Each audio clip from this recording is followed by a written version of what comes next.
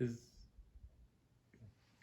Hi, it's Mike Abernethy here, and I want to talk about the unspeakable. I mean, the thing that we all hide behind. I mean, it's almost like this topic is one of those things that no one wants to talk about. It's always out there. It in a way controls everything we do, and that's a sad testament right there too. And it's money.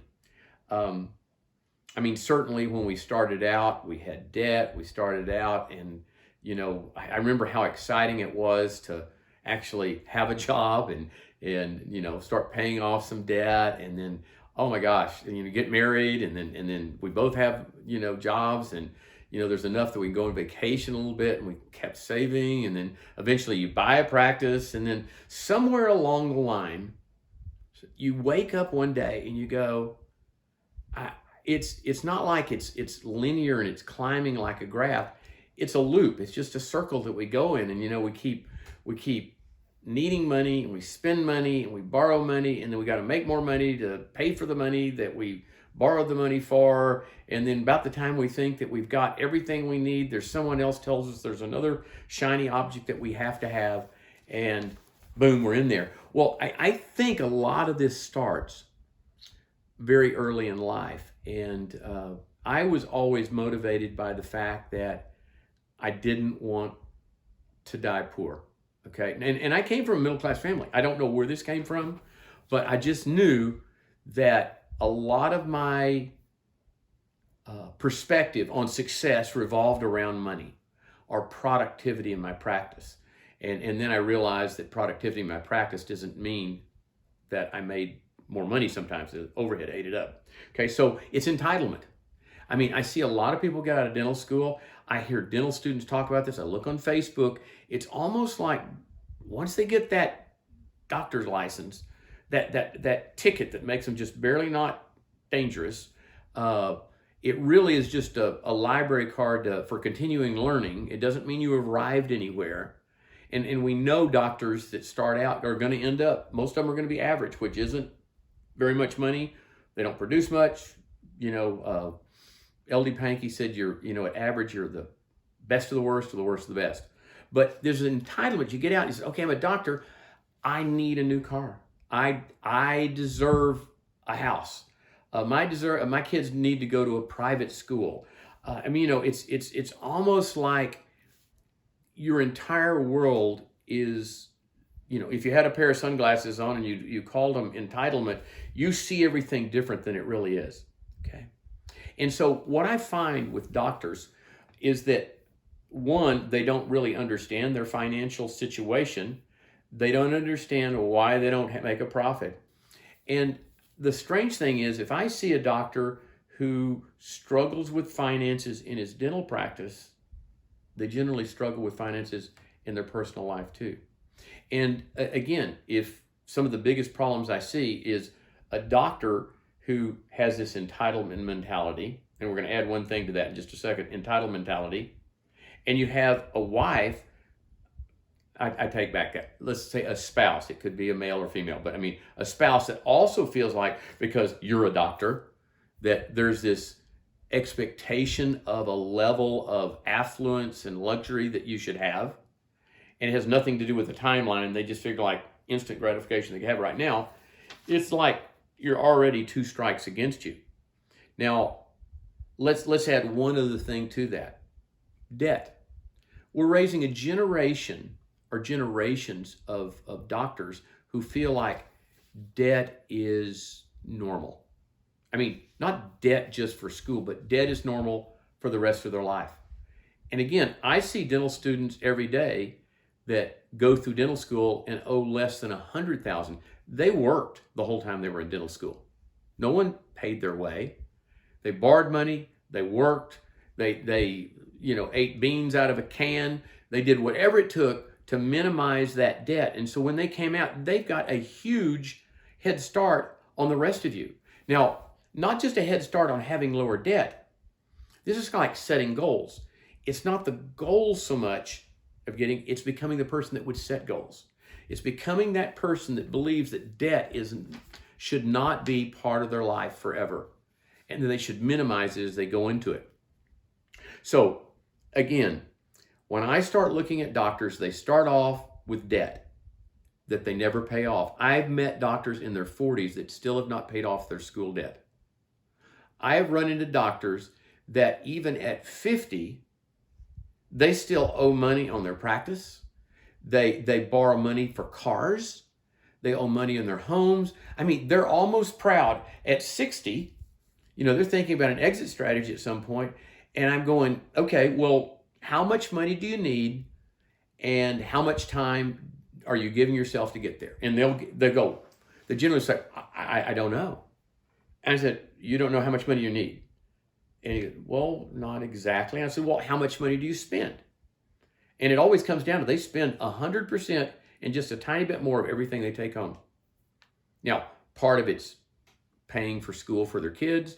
Part of it's just personal things they want or need, things their spouse needs, the second home, the exotic vacations, as if there's not a use before date out here, as if there's not the possibility that, something could happen to you. I mean, at age 64, you can't even buy disability insurance. So insurance companies know you can't work forever. And so I'm thinking by the time you get into your mid 40s, you should be out of debt. You should have saved a lot of money. And so as young doctors, when they ask me, well, Mike, how much should I save? I tell them $1,000 for every year of age. So if you graduate from dental school at 26, I want you to try to save $26,000 the first year. And they're going, oh my gosh. I mean, I don't think I could do that. Okay, well, save as much as you can, pay off your school debt for the first year or two. You've got to start saving early. My kids, I had a little piggy bank for them, and it had I gave 10% to God, saved 10%, and they had the rest. Now, we're talking about $1 or $2, and they worked for that allowance, okay? But when they grew up, and they're turning 40 now, 38, 36, they don't have any debt.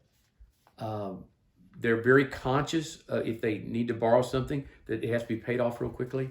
So I need to help you become the person that believes that debt is not normal. Statistically, if you buy a house over the term of the 20 to 30 years that you will be paying that note payment, you will pay the original price of the house over again. So if you paid $500,000, you can spend $500,000 maintaining it during the term of that note. If you have consumer debt, okay, revolving credit, 50% of every dollar that you take home after taxes will be used to pay debt. That's not sustainable, okay? That's not a great plan. Financial planners will say the average individual in the United States, it used to be shaving 10%. Now they've moved it to 14%. We've become this affluent, consumer-driven, group of people. And again, they understand that the burn rate, and you all have a burn rate. And I asked doctors, how much do you need? They don't know. And I said, well, let's just say you could spend 5% a year after taxes. So if you had $1 million, could you live on $50,000 a year? And they go, well, no. And I said, okay, well, let's say we had $2 million saved. Could you live on $100,000 a year after tax? And they're going, well, no. And I said, well, how much do you spend now? Because they do spend 100% of it. And they'll go, I don't know, $300,000. And I'm going, okay, well, then at that rate, you need about $6 million, either in assets that produce cash flow or in assets that spin off money for you to retire at that rate. And believe me, because I'm there, when you retire, you're not going to spend anything less. And the old deal, I said, well, I'm going to downsize my home. I downsized my home, half the size it was before. It still costs the same as that house sold for, okay? It just doesn't work. Now, for a dentist, if the normal person's saving 14%, you should be saving at least 20% of your income every year. But I can't have the lifestyle I want, okay? Again, when we look at your businesses, you have got to start looking at the amount of profit it takes to be able to save that 20% and not use the increase in collections and production to fuel a burn rate that is unreasonable. Because at some point, this all comes to a head and you have to pay the piper. I had a doctor call me, it's been a couple of years ago, and he was Asian, but he had just gone through a divorce and just remarried about a year and a half ago. He was in his 52, 53, and he was telling me that, he knew he had a practice in the top 1% and, all these things. I said, well, I'd be glad, just send me the numbers and let me look at it. And I'll be glad to tell you kind of where everything's going. He wanted to retire within 3 years. He was 52. He wanted to retire at 55. He just married, this was his third marriage. So he'd successfully ended 2 marriages. He was marrying his 23-year-old assistant. They just had a set of twins. He wanted to retire with $3 or $4 million. And he's never produced over $70,000 a month. He had an 80% overhead, and he wanted to retire with $4 million, but he hadn't saved anything. Now, you can imagine how that conversation went. And the phone call ended with this. He said, I can't believe I called you. I feel horrible. I mean, after talking to you, I feel terrible. And I had to say, you never learned the lessons you should have learned when you were a kid, saving your money for savings and God, and then spending the other, having that, and doing away with debt. You don't have the skill set now to change your life, or I don't think you're willing to make those changes to make that happen. So again, bottom line, money's important. I understand it. There are things that you buy, but the only debt I would incur would be a debt that would give me a return on investment, not just an expense. A car's an expense. A home's an expense. If I needed to buy implants to place in somebody's mouth and I had to borrow it to go to that class, the first one I did, that's an investment. That's a return on your investment. Okay, so money's real important, but the attitude you have is going to give you options when you get to the end of your life. I always felt like if I saved my money and I didn't spend it, then when I actually needed it, it would be there. Now, one last thing. Right now, we're going through this pandemic. You see now, you feel the pain for not having saved money. Had you been doing this, had you been out of debt, had you saved money, this would only been a blip in your radar, okay? It's not. You need to take this. I like, what John Maxwell says about lessons. He says, in life, there are lessons. There's no mistakes, just lessons. If you fail to learn a lesson, it gets repeated. If you still fail to learn the lesson, then pain is added. You're going through pain right now. These PPPs are just delaying that pain. It's going to come back. You're going to have to make the difficult decisions. This is a time that you're going to look back on, and you had the opportunity in a defining moment in your life to make changes in your practice and in your personal earning, savings, and debt profile. Take this message to heart. Be accountable for your financial future. Thank you.